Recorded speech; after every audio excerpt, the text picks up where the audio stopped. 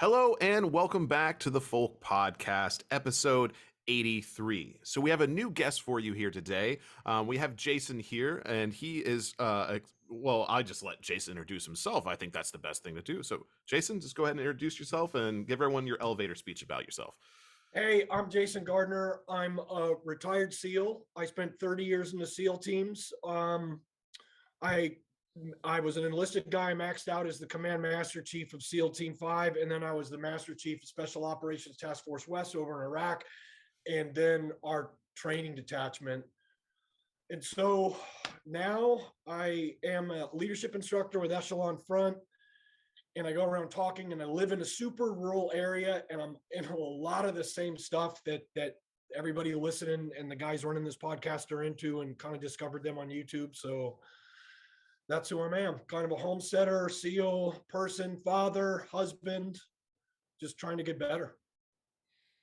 Well, I remember, really the first time you kind of reached out to me, you said something along the lines of like, sometimes I don't know if I'm a dwarf or a hobbit or something like that. So I saw the YouTube video that you broke off with the Hooga and the Hobbit stuff, and you open that up with, you're like, I'm a Hobbit, and I'm like, dang it, you know what? I think I then shot you one of my Instagram posts, which is pretty awesome post from my 2009 deployment to Afghanistan, and it was me giving my guys a pre-op speech, and that deployment to Afghanistan was, of my 5 combat deployments, was the craziest. And I'm giving a speech right before we get on the helicopters. It's good. I had it forever, and then I had a film buddy that was able to blur everybody's faces out and then put subtitles on it. So I figured I could kind of get your attention with that, and then said, when I sent it, I go, I'm pretty much Hobbit, and I'm like, well, you know what? Maybe after watching this, I might be a little bit dwarf. Yeah, and I think I told you that too. I'm like, yeah, I think you're a dwarf if you're here giving a battle speech, you know. Yeah. So I think Definitely I do traded in the walking stick for a sword. Yeah. So I do want to open it up to Ian and Caleb, who probably know a little bit less about you, to kind of ask those basic questions before we kind of move into the meat and potatoes of the conversation. Okay. Yeah, Caleb, if you want to go first this time, because I know most of my stuff is going to be focused primarily around like some of the military aspect, because I did 10 years Air Force, and I was with Air Force Special Operations the entire time. So Awesome.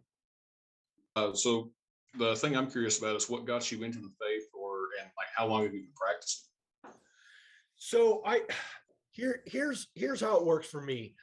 I was raised in the Catholic religion, and it just wasn't working. And there was a lot of things that didn't, while I enjoyed how, all the Gothicness of it and all that, it bothered me. And then listened to Neil Gaiman's Norse mythology, which I thought was a pretty good book. And then we started sending out Yule's cards instead of Christmas cards a couple of years ago. And there was just a lot of things from the paganism that rings more true and is in line with being closer to nature.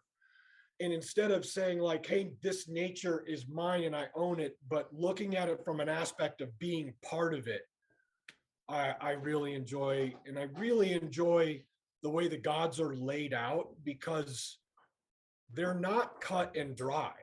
Like you can't, Odin isn't a nice guy per se. He has there's a lot to him that would make more sense as far as you're looking at how nature is and all, and then the interaction between them all is really cool. So that's what kind of pulled me toward it. were you still active duty when you started practicing the faith, or was this after you had retired and gotten out? Oh no, it's something that, well, towards the end of my career, it's something I think that's right when we started. I've been retired for 3 years.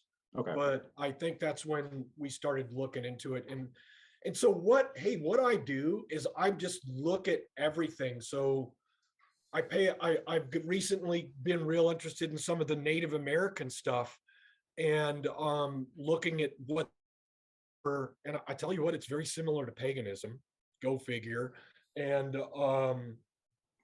Eckhart Tolle, the Four Agreements, there's all these different concepts where they're just laying out, hey, these are virtuous ways to live that will just lead to a better, happier life for you and for everybody around you as well.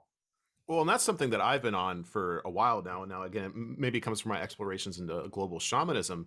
But if you look at like the first world religions, like the first religions of each society that kind of popped up in every area, they had all such similar understanding of how everything worked. And so to me, it just makes sense that they had the original idea of how the world worked and how spirituality works and religion. And then, it wasn't until fairly recently that the modern monotheistic religions have taken over, also coincidentally around the same time as capitalism and globalization. Yeah, and it's really interesting to see all of those places where they're essentially saying the same thing. Yeah, I guess like regarding some like the more like basic questions, I mean, do you have any particular, I mean, I'm sure a lot of people would be curious and stuff like that. I mean, myself personally, like what deities do you find yourself working with primarily, just out of curiosity? So like I wouldn't call myself a practicing pagan, but the ones that I find myself the most inspired by, it's I really like Thor. And we've got horses, we've got Norwegian fjords. Mine is named Fenrir. And dang it, I feel like Fenrir's a little bit misunderstood because he really wasn't doing much other than getting bigger and stronger when they opted to trick him and tie him up. Yeah. And so there's a possibility where they might have taken a situation that wouldn't have been bad and made it worse. Anyway, that's it. When I played Dungeons and Dragons as a kid, and I do now still with the family, I was really into Tyr just because he is like law and order and justice and all that. And then he was the only one hard enough to give up his right hand in order for them to get Fenrir restrained. It's almost, like I mentioned some of this stuff before regarding Fenrir, as Jacob and Caleb. You and Ian are going to be best friends with your understanding of Fenrir. Oh, he was just a little puppy dog and no one understood him. Oh, he's going to grow up and eat the god I follow all the time. Oh my God.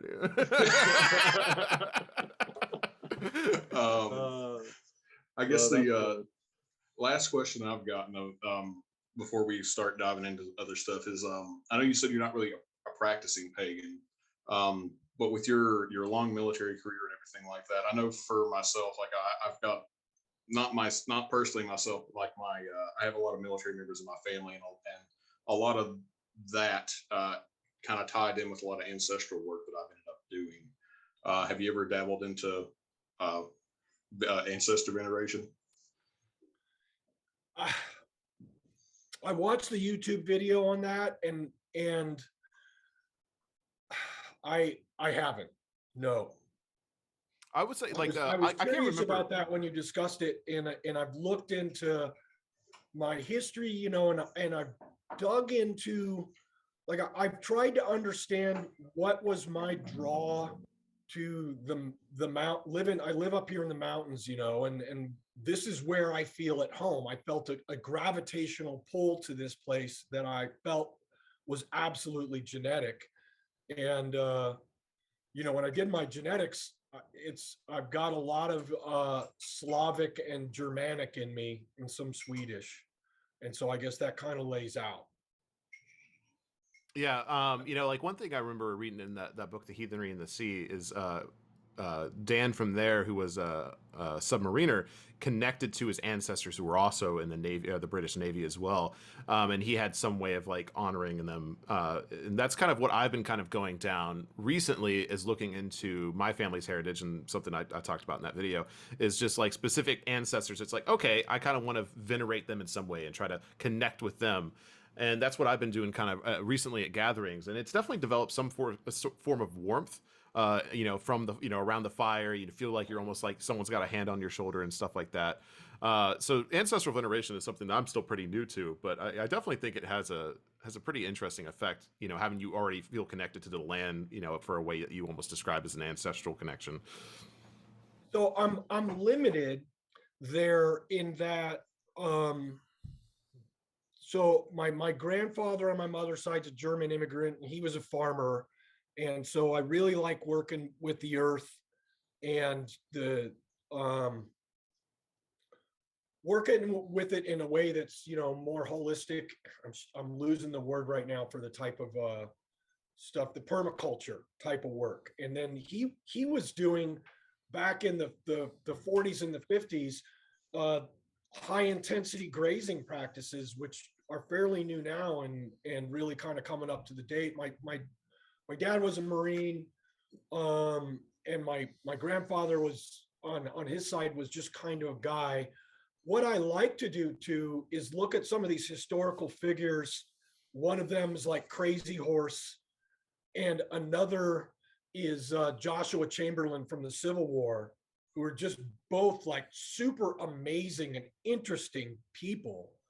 And then stealing bits of them to add to myself, if that makes sense. Even though I'm not connected to them by straight genetics, I feel like by a sense of inspiration and spirit, I am. Well, and I think that goes straight to like hero veneration, is learning from the heroes and honoring the heroes of our story.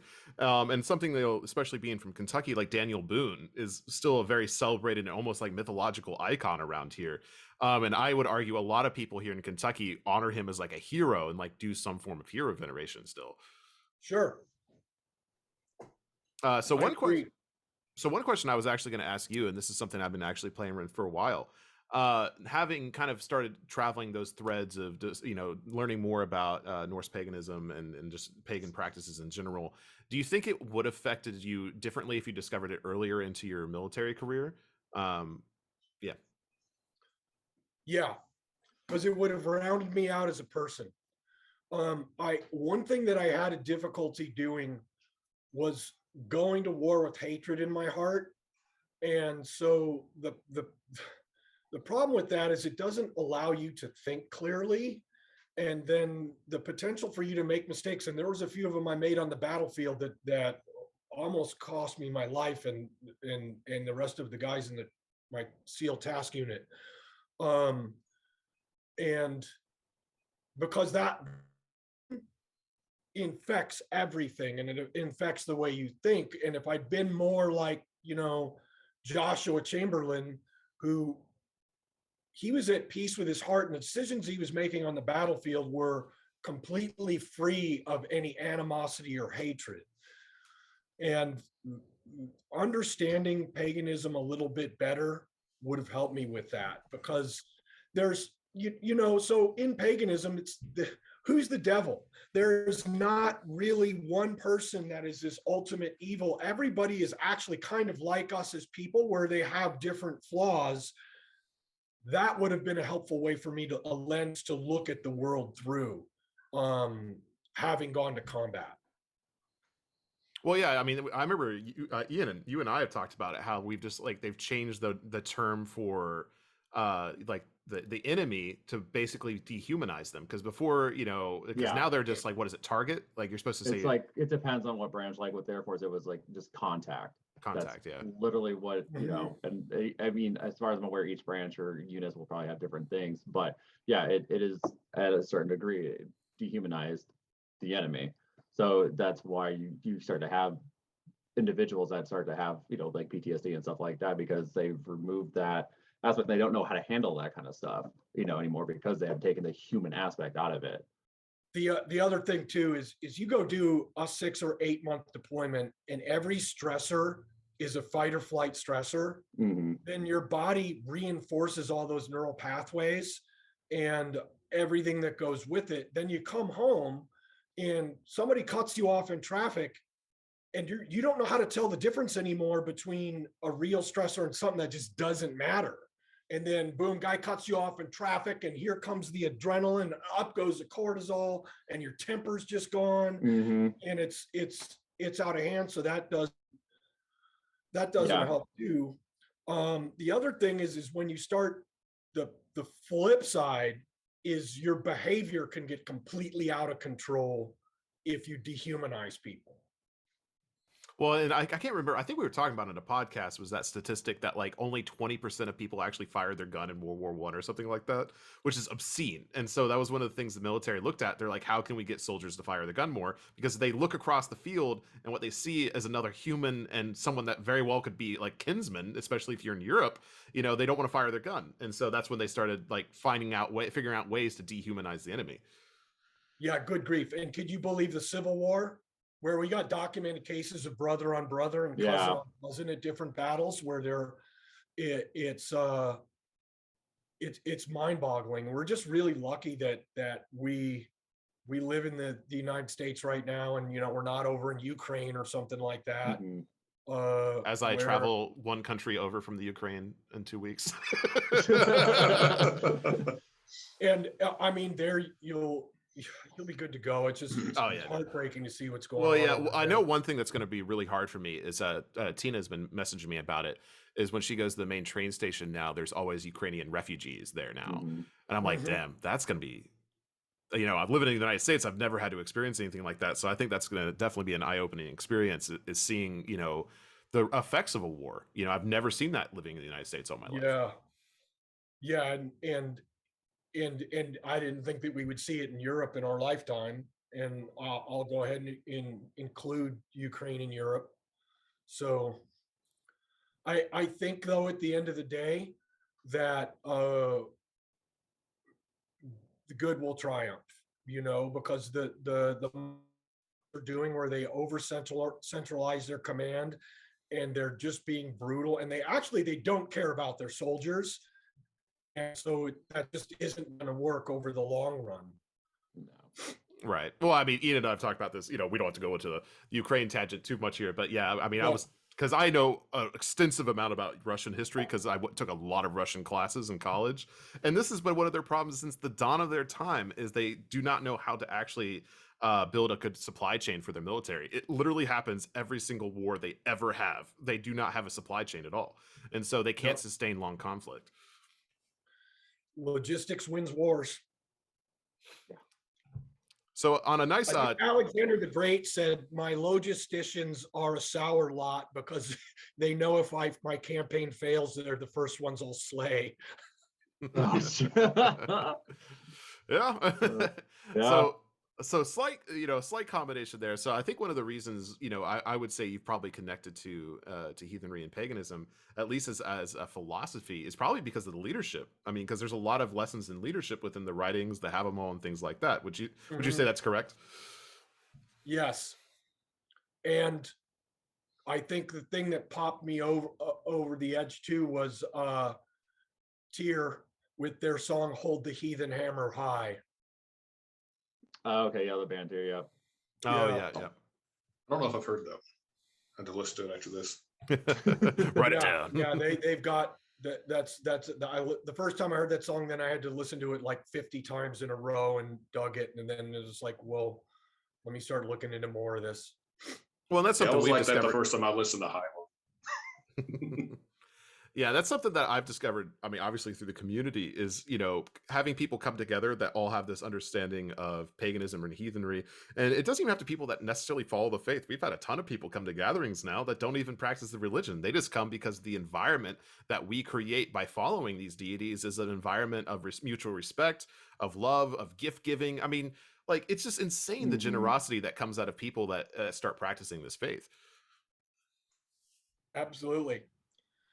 Absolutely. Yeah. And there's something that's just so interesting about it at its core that it just draws me to it. So with that, let's move from Jason the warrior and the dwarf to now Jason the hobbit. So one of the things I was actually surprised when I asked you for a list of topics here was the one that you focused on the most was raising daughters. And I thought this would be a good topic for Caleb as well, considering he just had a daughter and is completely outnumbered with 2 daughters and a wife. Yeah.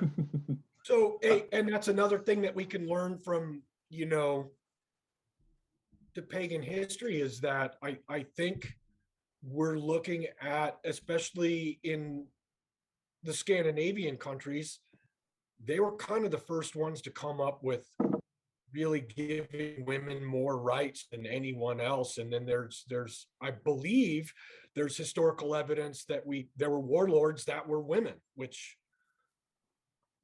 is I think they found a few archaeological things. Yeah, a couple digs. yeah, I watched the whole documentary on that where they found like, hey, we thought this guy was a warrior, and we went back and looked at the pelvis, and this was a woman.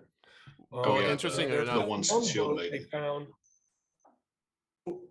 So here's what I struggle with. My daughter Storm is she's 11 now, and guys would say to me like, oh, what are you going to do when she turns 15? When someone comes over to date her, are you going to be in the living room cleaning your weapons? And I'm like, no, I'm not. That's just that bothered me. And I was looking around for anyone just talking about, hey, what's a fundamental philosophy on how to be a good father, a father to a daughter. And so I was thinking about it for about a year. And then I wrote, here's what I wrote down on my thoughts to it. I'm pulling my notes up right now. Promise to my daughter. So here's what I came up, and these are my thoughts on raising a young woman. A promise to my daughter: I will love you unconditionally, always, no matter what. I will not pamper you. This will forge a resilience that will help you conquer all of life's obstacles. I do not intend to raise a princess, but rather a warrior with fire in her heart and ice in her veins. In my mind, there's nothing you can't do, no job or goal beyond your reach. I will challenge you so that you can stand confidently on your own 2 feet, independent and strong. And I will set the example on how to treat those you love, so when you choose a partner, it will be someone who lifts you up. I will invest my time and energy in you, so when I'm gone, enough memories of me will be with you forever, but will be with you to keep in your heart forever. Stand tall with your shoulders back. This world is yours for the taking. Yeah. Like that's you're gonna make Caleb cry over here. No, I'm not gonna make him cry. I've done way too much of that. I've done way too much of that this year. I don't know what the fuck's going on with me. Everything's been emotional. Uncorked. Yes. Yeah. Ever since Yule. But I don't know. Jacob sent me a message that had all like that whole thing that you had just spoken out, and I don't know. It hits differently whenever you read it like that. Thanks. Yeah, I just I remember growing up and young girls in high school get pregnant, and then their parents throw them out of the house. It's like, what the hell? What are you doing? That's your daughter. Or she gets a piercing or dyes her hair and you toss her out. That doesn't help. And I'm sure that as we learn as a society and as a people to let go of these constructs and these judgments we have just because people are expressing who they are, that we judge them and try and force them into a box. I figure that's not cool. And I figure another thing that I've got to be careful of is in my heart, I want to solve all her problems for her. And really when I go solving all my problems, my daughter's problems for her, I'm fucking her over, because she needs to learn how to solve life's obstacles on her own. I'm not going to be out there when she hits those real obstacles, and the world isn't going to care, and it's not going to be soft, and it's not padded. So I got to make her tough. And I do that in a loving way, but I do it in a way where I try to coach her through problem solving instead of just trying to pad the world and make it easy for her and make her a princess. While in my heart, that's what she has. I just don't want her to be like soft. Well, yeah, oh, go ahead, Caleb. Oh, I was just going to say, I completely get that. And I'm trying to find that right balance. And thankfully I've got some time, because my oldest is like 3.5 right now. She'll be 4 in September. And then I just had the new one, and she is a month and a half, month and 3 weeks. She'll be a month and 3 weeks next week, I think.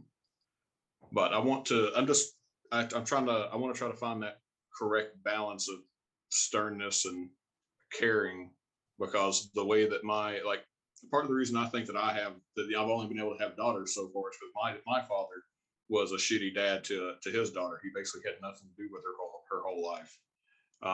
And then my wife's dad basically verbally abused her and, talked to her like shit for, her entire upbringing. And, whenever me and her got together, it was always me trying to help her with her depression and everything else, because he talked to her like a piece of shit. And it was his way of making her tough by making her feel like she didn't love her. That really needs to be parsed out, because you don't make people hard by naming them Sue, right? Like that Boy Named Sue song. And so by making her tough, I'm not talking about necessarily being hard on her, but it's just also giving her the room to fail so that she can learn. Yeah. And then also there's little things that we do without thinking about them. Like, for instance, if I'm going to run a chainsaw, of course I'll show my son how to do that, but I need to also show her how to do that. We have a little axe throwing target, and my daughter's really good at it. And so all that stuff, it's like, I want to show her everything. I want her to be able to turn a wrench, like, hey, come here, we're going to change the oil on the car, or here's how these power tools work and all that. And just be cognizant of that like she should be able to do everything. Well, I'm going to see if I can find the right words for this. But, if you look at any, pre-1900 industrialization society, yes, there was a fairly distinct difference between men's and women's work, but both had work to do. And now the work we do now is much different. Like you said, it's turning a wrench, it's fixing a car, it's changing your oil. And we all have to do that. We as a society have grown past the need for separate chores because we all have to do work nowadays. And so I think it's the, the job of the parent to show, like, both the sons and the daughters how to survive in this modern world, because there is no true distinct difference. I mean, obviously there's, having children and going through, the different adolescences and rites of passage. But for the most part, we all have to survive in this modern, crazy world now. Yeah, absolutely. There's so in culturally, it was very different based on where people were from in Europe. At least in the Bavaria area and the Germanic heritage, the women worked outside with the men and would work farming and tried to outwork them and could work very hard as well. And I know, like, my wife Iris, she worked as a wrangler on different ranches, and a lot of times she'd be the only girl out there, living with the other wranglers in there that were all men. But she can work hard. And that's right. We came up with our concept for raising our kids is that we want to raise kind, confident, competent adults, right? That's our end state. And so since I know that's where I'm going as a parent, then as I'm problem solving as a parent, and I'm like, okay, well, I'm trying to raise a competent adult. And here's my example. A couple of years ago, Storm climbed up an apple tree and then started crying because she got stuck. And initially I thought, I was running over there. I was like, geez, she gets stung by some bees or something.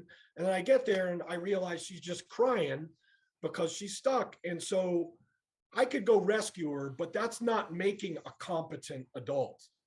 But what I can do is I can coach her on how to get down and help her navigate that obstacle so that she does it herself.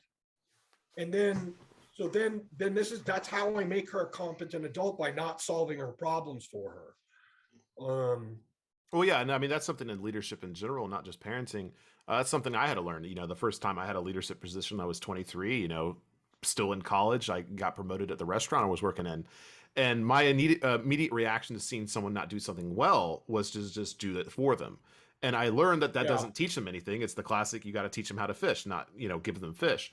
And, you know, and I had to learn those mistakes. It's like, oh, I have to do all the work now because I haven't actually trained them how to do anything. And so that's something, you know, I'm really grateful for coming into like the nonprofit.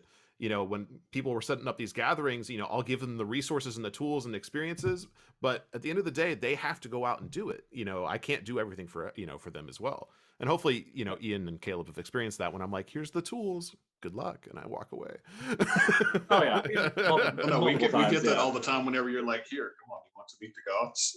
It's like, here you go. This is where you need to be. Yeah. And then you leave us. What did you find? It's because it's not scalable. If you're doing everything yourself, you can't scale it out. Yeah. No, I definitely that's one thing that, like, if I ever have daughters, is it's something that I have told myself to, you know, go along those lines of not necessarily pamper them to be a princess, but to raise them as like a warrior. Because I feel like not only does that give a good sense of confidence, that like real confidence, than just being like, oh, I'm daddy's girl, I'm daddy's princess, he gave me everything, or no, blah, blah, blah. That, like you said, that doesn't set up that, you know, that child to be a competent adult. You know, that builds that sense of like entitlement, and that is just plagued the world right now, is just such a strong sense of entitlement. And so, like, I honestly, and I feel like, at least for myself personally, I find a woman who is much more like competent and a stronger individual on their own than you know, a woman who is super hyper dependent on their partner to do literally everything for them. You know, because then what does that do? That adds, you know, more additional burdens to, you know, whoever that person's partner is. You know, if that's me or whoever. But it's that's definitely a philosophy and a mindset that I'm definitely going to bring into play if I ever have daughters, is to, yeah, teach them to be kind, competent, and what was the third one? I gotta remember this now. It was kind, competent, and Kind, confident, competent adult. Competent. That's what it was. Competent. Yeah. So Well, yeah.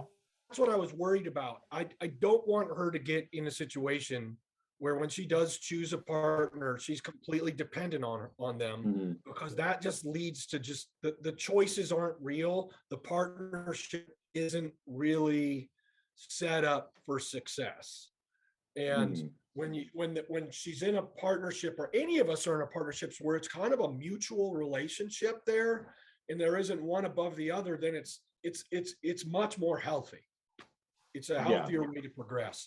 And the onus is on me, because she's watching me all the time, to be very careful about how I treat my wife, right? Because she's going to choose a partner and tolerate treatment based on the example that the two of us set.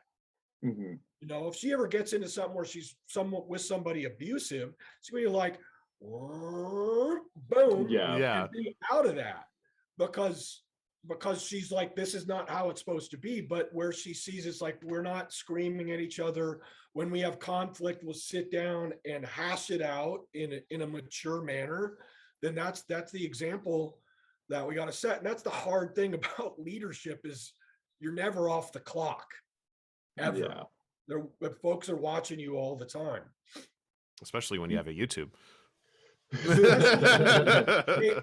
But the thing is like, your YouTube channel is so positive that anybody that is critiquing it automatically just makes themselves, in my mind, it looks bad, because there's nothing but good. I don't see anything but good there. And, you know, that's how I kind of discovered you guys. I had written a thing on how to deal with negative emotions based on curiosity, kindness, and gratitude. And that triad. And then someone made a comment on what I posted and said, oh, that sounds like something that, you know, comes up in North American paganism or something like that, which I searched that, and then I found your YouTube videos on where you mentioned North American paganism out in that hike, and then it opened up this whole new world to me, which has just been super positive. I really enjoy it. That's what I enjoy the podcast and the videos. That's wild. So, you know, one of the things that constantly blows my mind is videos like that. I don't know why I make them when I make them. I just get the idea for them, and I'm like, I just want to talk about it. And it's crazy to see the threads of fate in a way that lead, that making that video over a year ago leads to this conversation in a way. And that's, to me, that's one of the reasons I follow this, is because it's just fucking wild sometimes. It's so cool, and it makes you. It's evidence of a synchronicity where there are these small things that are going to bring us together from across the country. We're all spread out over the country, and yet we've come together to talk and share this stuff. It's fantastic.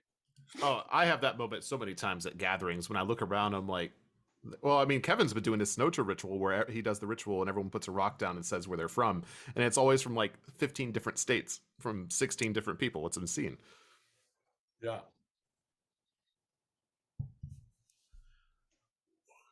I had a thought, but I lost it. Guys, do you have thoughts? I have to think of my thought again. There he goes. He lost himself. How's that horn? I see a horn on your wall back there by that shamanic drum. That's pretty cool. Yeah, I got that. It's custom made. I got it from a Ren fair, but it's like legit, like handcrafted and stuff. It does pretty good. And then that drum is from the Wildlings that we've had on the show before. They made that. It's a deerskin drum. Awesome. My brother just sent me a 16-incher that's elk on one side and bison on the other. It's really cool. Yeah, I really want to get into like making my own drum here, but that just sounds like a lot of work. It'd be a neat thing to do it like at one of the one of your festivals or gatherings. Oh yeah, well, like a community made drum. Yeah, that'd be kind of cool. Oh, yeah, that would be kind of cool. We make it from our own hair, combined together. Mostly from Caleb's back hair. Just like the sea turtles in Pirates of the Caribbean. Now, kind of going like a thought that I had when we were talking about like the leadership situation of being a leader that actually helps not just necessarily does the work for the individuals that are under you, because obviously they don't learn that way, but also being that leader that is there with them doing things. So that's like one thing that I found with my time in the military is I came across a lot of individuals that were in leadership and supervisor positions where they would basically just tell those who were under them, just go do this. And then they would just stay at their desk or whatever, they would just not be out there with their people. And that was always something that I always found super frustrating. And looking back at it, I'm very grateful for the first supervisor that I ever had when I first joined. He was very much that type of person that he was always out there with us, no matter how shitty the job was and how like obnoxious it was. And I mean, I was in Florida for my first 8 years, and it is extremely muggy and extremely hot up in the Panhandle. It's I've described it as the butthole of Alabama, basically. And he was always out there, and that was a very good setup for me when I started to become into a leadership position where it's like that's who I want to be like, because he was always there. Because like I said, I've seen guys who are just like, all right, go do this stuff, and they're gonna stay in like an air conditioned office or whatever, or sit in the vehicle that's air conditioned and just watch, and that definitely speaks volumes, I feel like, to the type of individuals that they basically train and will follow after them, because then they're going to have that same mindset. Like for me, as soon as I was put into a leadership position at a much lower rank than most people, I was just like, all right, not only do I have this responsibility in a position that normally doesn't have it, I now have to maintain that and not, basically the drive to not fail. Obviously you're going to, but at least not make it a waste of time and everything like that. And it was just something that really struck with me and stayed with me throughout my entire military career, was just being that leader that was always there when it got, when shit was rough, or staying much later to help out, and not just disappear randomly, or like bring things to people that like say they needed water or whatever, just to keep everything going and going smoothly. So in the military, you kind of had like two different kind of leaders, right? One type where in this was my observation. One type I would work kind of hard for them, because if I didn't, they'd yell at me. They'd come out of that air-conditioned office and they'd yell at me. And then the other type was the type I worked hard for because I didn't want to disappoint them. And thinking, when I thought on that long hard, I'm like, well, what separated the leader that I worked sort of hard for or worked for because I was worried about them yelling at me, and what actually made me care whether or not I disappointed this other leader? And what it came down to is the leader that actually treats you with respect, doesn't talk down to you, and actually cares about you. Those are the people you'll freaking die for. Mm-hmm. You're like, you'll do anything you can. And there are lots of people don't think that the military is like this, but there's lots of folks in the military that are of like, they could be like 3 or 4 or 5 ranks above you. And when they come talk to you, they're still talking to you, not at you, and talking to you with respect. Mm-hmm. And, asking where you're from or what you're into, or just those small things that let you know that they actually care. And then they just get out of your way and you'll go out there and work. There was one chief I worked for in the Navy. That's an E7. And so every Friday at the SEAL teams, if you're not deployed or out training, it's usually a half day. So we do our physical training, our PT in the morning, and then we'd have to come back and we'd have to do cleanup. And you'd get assigned different areas at the team for cleanup. And so I was asking, or it was this one Friday, and the chief I worked for, me and like 6 other guys, he went off to get our cleanup assignment. And the one that everybody hated the most was the head. And that's the same as the latrine or the bathroom. Mm-hmm. They hated cleaning the bathroom. That was the most despised cleanup assignment. So he goes off, he comes back, and we're all like, hey, what did we get for cleanup? And he goes, well, we got the head. And all of us are like, oh no. And he goes, oh no, guys, this is fun. Come on, I'll show you. So we all go down to the bathroom, and he's like, look it, just put on gloves, get your hands in the urinal and scrub it. And then he's in the urinal next to me, and he's like looking at me going, oh, Gardner, my urinal is going to be way cleaner than yours. Make it a competition. Yeah. He made it fun. And then after that, we go and we get the head inspected, and they're like, okay, you guys are good to go. You're out of here. Now we're off for the weekend.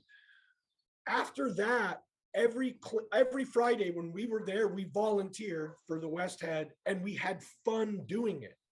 And all it was a perspective shift by that leader. And for all I know, he may have gone in there and volunteered for the head, or that's what we got stuck with it. But when he came back, and he's just like, we got the head, so you can either bitch about it or you can have fun with it.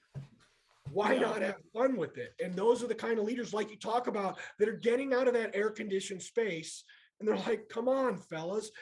And now it's like, guys and girls, come on, gang, let's get it done. Mm-hmm. And then you just knock it out, and it's a good time.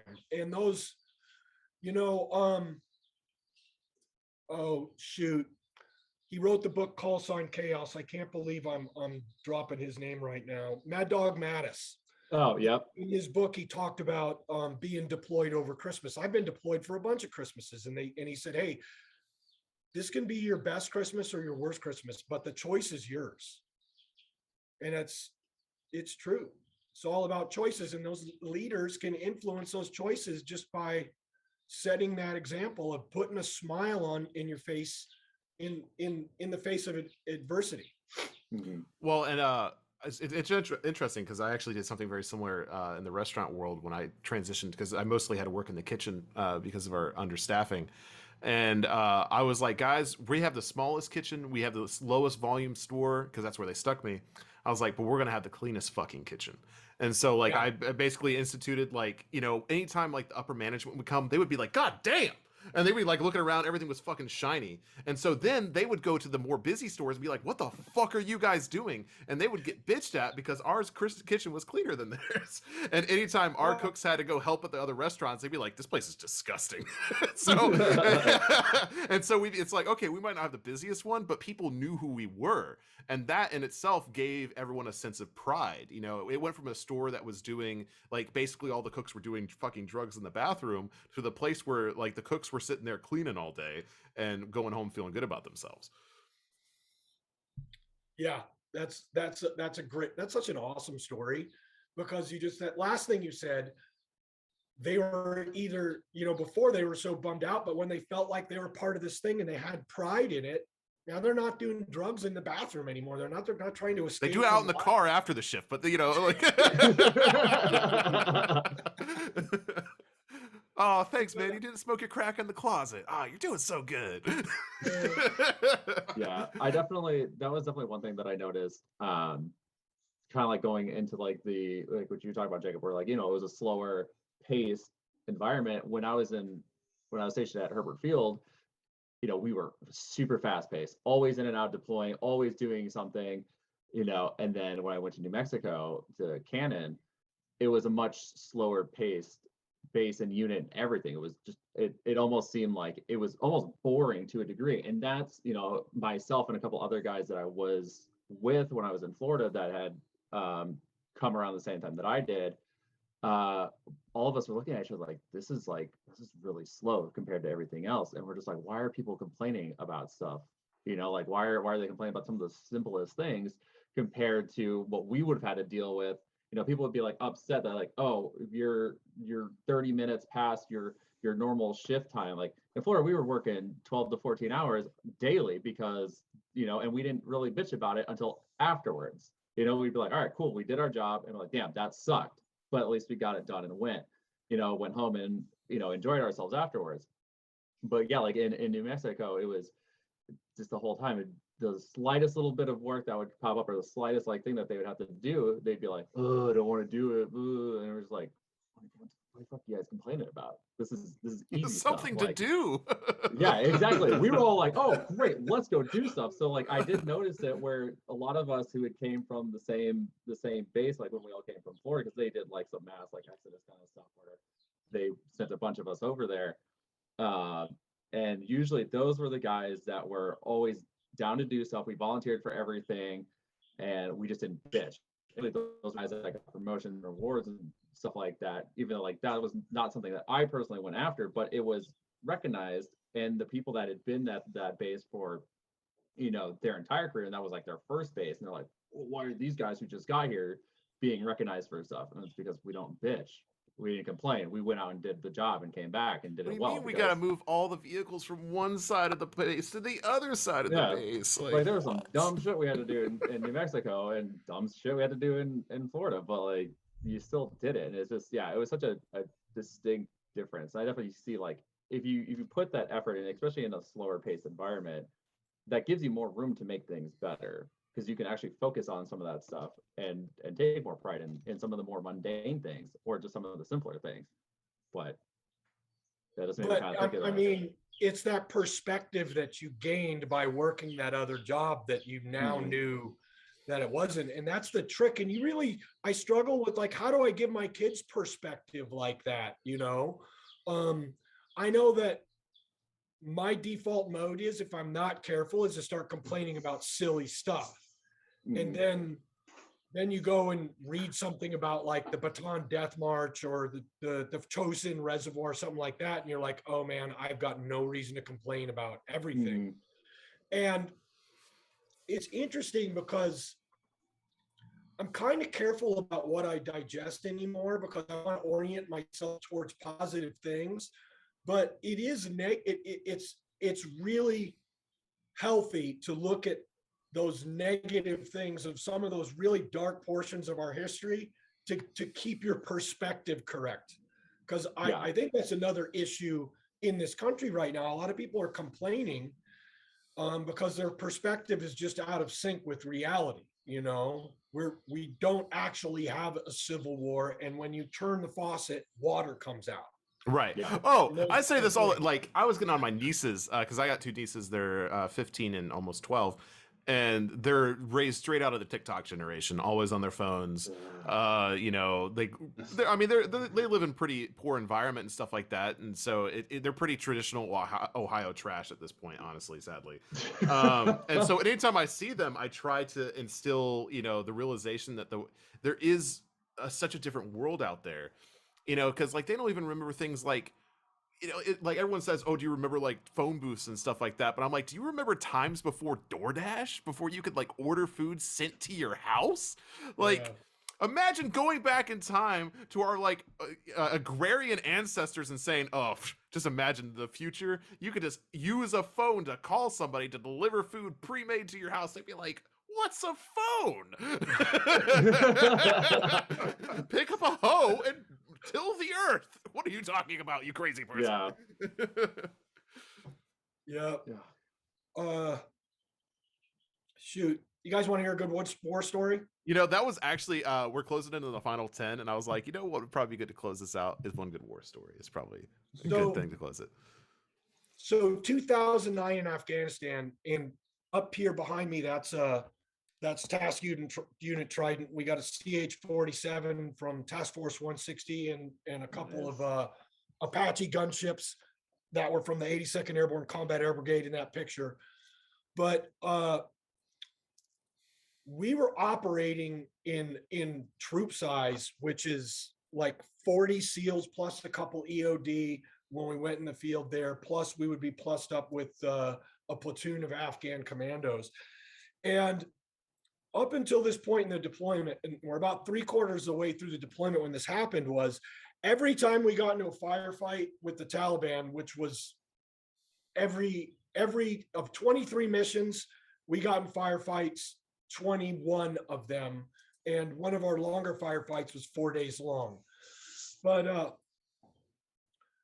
we always did the meat stomp on the Taliban. We had better weapons, we had better training, and we had air support and night vision. So we mauled them.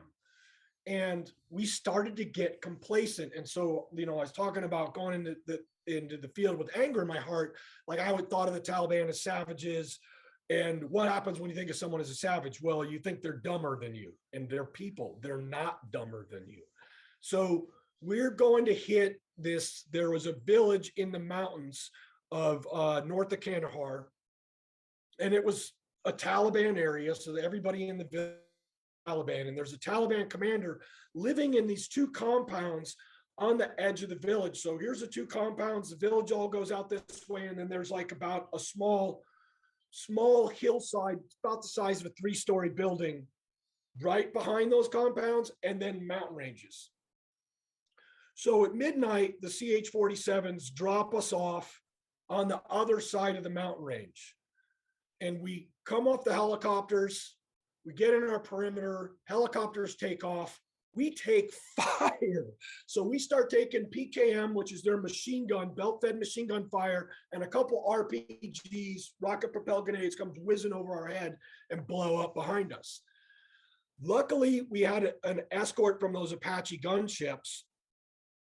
They rolled over, and what happened was there happened to be two Taliban commanders meeting in this other area that they thought was a secret, and we had inadvertently landed right next to it. And they were there, and each of them had like a 25-man security detachment element with them that was now attacking us. And the Apaches went out, just mauled them and took them out, but took an amazing amount of fire. We patrol up and over the mountainsides, come down the other side, take that piece of high ground because we're going to remain over days. So that little 3-story hillside, we grab that and send our guys down into the compounds. And immediately they find a huge cache of weapons and explosives and Iridium sat phones, passports for the guy we were looking for. He had like 3 passports, and they got him. So we're up on that piece of high ground now. they're securing those compounds, and now they're searching all the people and searching the compounds and starting to fill sandbags and things because we're going to remain over day. We are, I think, 30 or 40 kilometers from the nearest forward operating base. So we're a long ways from any help. Up on the piece of high ground, we start trying to fill sandbags, but it's rock up there. And so a lot of the mountains there are just big piles of rock. And so we were having as much luck filling sandbags as you would in the parking lot of Trader Joe's, right? We got like 3 sandbags filled and we're like, geez, we're screwed. So now we started walking all over that hillside and finding all the boulders and rocks we could move around, and made this really janky half-ass fighting position on that hilltop. And so our wall around our fighting position was about mid-thigh high. Sun comes up, all the women and children leave the village, which is the Taliban. That was really cool the way they did that. They would always move the non-combatants out of the way before they started fighting, which was much better than like fighting insurgents in Iraq who were like in and amongst them, because that's problematic. So women and children move, and then we're used to getting attacked straight away. But these guys, they're a little bit smarter. Instead of attacking us straight away, they spent like the next 2 or 3 hours from 6 a.m. till about 9 figuring out exactly where we were. And then they start pushing guys up to all the high ground around us. And that's the problem with fighting in the mountains, is you can grab one piece of high ground and they can take all the high ground around you if you're just in a... So they're pushing up to these high ground positions around us, and they're pulling fighters in from another village. Around 10:30 on this ridge top that's 1,200 yards away, we can see all these rocks, and we can see a guy pushing a PKM, which is a big belt-fed machine gun, onto a flat piece of rock. And so we shoot at him with a 300 Win Mag sniper rifle. Now there's high winds, and it's, you know, a 1,200 yard shot. That's a long way. We miss him by like 8 inches. He pulls the machine gun back to the cave or whatever he's hiding behind. And then like 20 minutes later, comes back out again. Well, we're playing this game with him for like the next hour and a half. And now it's like 10:30, the sun's up higher, it's like 90 degrees. First thing that comes off is our helmets. And then it gets a little hotter. We decide to take off our body armor. Now think of that. We are shooting at a guy with a machine gun. We're 40, clicks from the nearest base, and we take off our body armor and helmets just because we're in our janky fighting position. So around 11 a.m., they'd gotten everybody where they wanted them. And so we were completely surrounded. Now there's 2 main ridge lines kind of surrounding us, and they've got fighting positions on it. And they hit us all at once with a massive salvo of rocket propelled grenades. So there was at least, when I quit counting, 12 rocket propelled grenades coming in and around our position on the hillside, and more into the fighting positions below us. And immediately I'm sucking mud and snaking my way into my body armor, get my helmet back on my head. And the PKM fire picks up after that. So they kicked it off with the rocket propelled grenades. And then the PKM, which is the machine gun fire, they're just laying it almost like indirect fire into our positions. And I'm looking up at this wall that's right here, and I'm watching it physically erode under the bullet impact. I grab my Scar Heavy so I can get up over that wall and shoot back. And I'll tell you what, I would no sooner put my face into a table saw than I was putting my head up over that wall that's getting stitched by the bullets.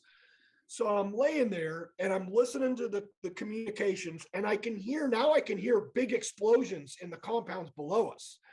And I'm thinking, oh my goodness, they're getting overrun. Well, what happened down there?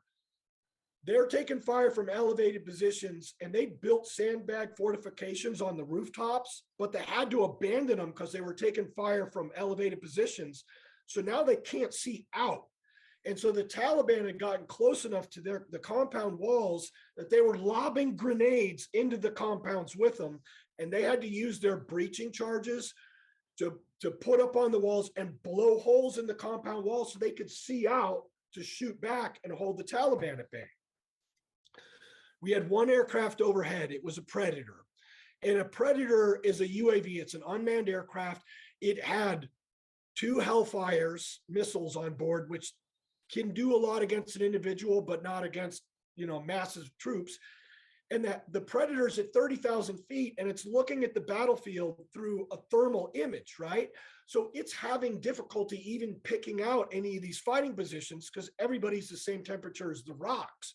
And the Taliban knows we have thermal imagers and they have all these countermeasures they use to hide from them. The Pred picks out a couple of guys behind the ridge lines, moving from one fighting position to another and gets them with a Hellfire, but that's it. So at this point, every aircraft in the country is coming as fast as it can to our position because, we made it clear over the radio that we're about to get overrun. And then another lazy, complacent thing we did, like antenna outside of our fighting position, in the base, fell over, lost link with the satellite, and now we have no comms. This is the worst case scenario. And this is when I just given up to the fact that I was going to die that day, right? Task unit commander, he springs over that rock wall and runs out and grabs a SATCOM antenna. It's like Pulp Fiction. I don't know how he didn't get shot. Gets it set up again. We reestablish comms right as the first manned aircraft are getting there, and there are a couple of French Mirages show up. And so the Joint Tactical Air Controller, who's one of my SEALs who has the qual, is right next to me. And I'm on dual comms. So I'm listening to our inter-squad comms and I'm listening to the fires net where the guy is talking to the aircraft. And the French pilots show up and they ask for a 9-line, which is what we give them where to drop bombs. But he's like, I can't give you that because we can't put our heads up right now. And he goes, we're taking fire from these 2 main ridge lines. Can you guys give me a show of force over these 2 main ridge lines? And what a show of force is that's when the pilots will fly as low as those pilots are willing to fly over the enemy to let the enemy know that, hey, there's aircraft here. So a minute later, the French pilots come back over the radio and they go, oh, stand by, here we come. And they're just barreling over these ridge lines.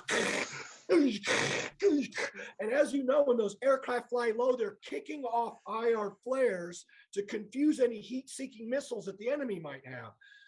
So they rip over the 2 ridge lines super low, man. I got goosebumps thinking about it. And then what does this do? This forces all the Taliban, because they hate our aircraft like you would, they all get down. And now we can all get back up because there's not that incredible suppressing fire and start laying fire. And we know where that one guy is. So we're putting fire down in his position.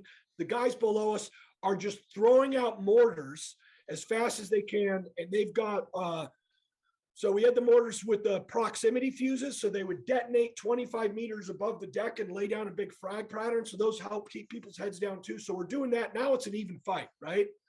But the reaction force is still 4 hours away because they're going to drive from, this base that's way away. So it's not evident that we're going to become overrun immediately, but it's also not evident that we're going to have enough ammo to last 4 hours. And then a B-1 bomber checked on station. Ladies and gentlemen in the audience, B-1 bombers have bombs to waste. And that pilot, she sounded like an angel when she said, I'm going to give you 4,000 pounds of ordnance. I'm going to drop 8 500-pound bombs. I'm going to give you 4 on each ridgeline. They're going to detonate 50 meters off the deck, and they're going to be spaced out 100 meters apart. And the B-1 bomber can do it all at the same time. And she said that as coolly and calmly as if she was saying, hey, Jay, I'm going down to Starbucks. You want that latte you always get? So she says weapons release impact in 30 seconds. And then we get a 10-second countdown, and then boom, boom, boom. 8 bombs, 4 over each ridgeline, air bursting, all at the same time. It was like the 4th of July. Everybody cheered, except for the Taliban. They didn't cheer because we killed or wounded half the guys that had come out to fight us that day. And saved our skins. I learned a lesson about complacency and taking the enemy for granted, and, you know, like thinking, oh, well, I'm better than them and all that, because they almost got us that day.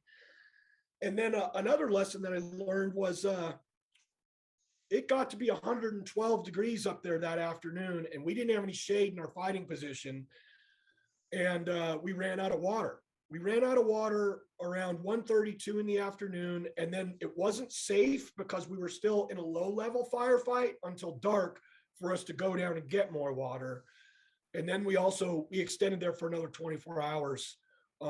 They flew in some helicopters, kicked out some more weapons and ammo that we asked for, and we stayed there for another day and fought, which was pretty badass. But pulling this full circle, that brief, that pre-brief that I sent you, Jacob, that was the brief before this op.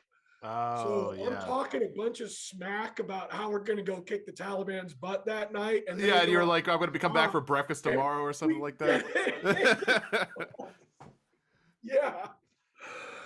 Yeah. Oh so that's gosh. a good one. I got a ton more, but that's like, I think that's one of the better ones. I mean, another thing on the Air Force, I gotta call this out, man.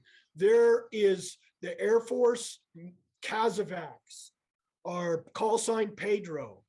Yep. Those mugs are badass. They are the best ever. And by mugs, I'm including women, because there's women pilots and crew in that too. But when we were in that 4-day firefight, and that was down in a town called Marja, they could tell when the firefights were getting really hot, and they would just launch on their own, and they would be waiting. And so as soon as we would call in, hey, we've got a wounded guy, they would just come in. And there's like rocket propelled grenades and machine gun fire coming in, and they're just coming in. I'm like, God dang, that helicopter is going to get shot down, land on a rooftop, throw a wounded guy on there, and then they would take off. And it would absolutely bring me to tears of pride when I saw what my Air Force brothers and sisters would put their lives in danger to save us. And then that, you know, just our country as a whole, it's good stuff. But big shout out to the Air Force as whole, specifically the B-1 pilots, and then the Pedro crews, and everybody in Air Force Special Operations. Yeah. Usually we get shit on and get called the chair force. So that's nice to hear. I think I message you and I was like, he's not the chair force. Like, I specifically said, like, Ian's not the chair force. So You did. he actually did things in person, but yeah, because I primarily worked with spooky gunships. I'm trying to think, yeah, because I'm pretty sure, yeah, I legitimately was just like, yeah, no, Ian's cool. He's not the chair force. Like,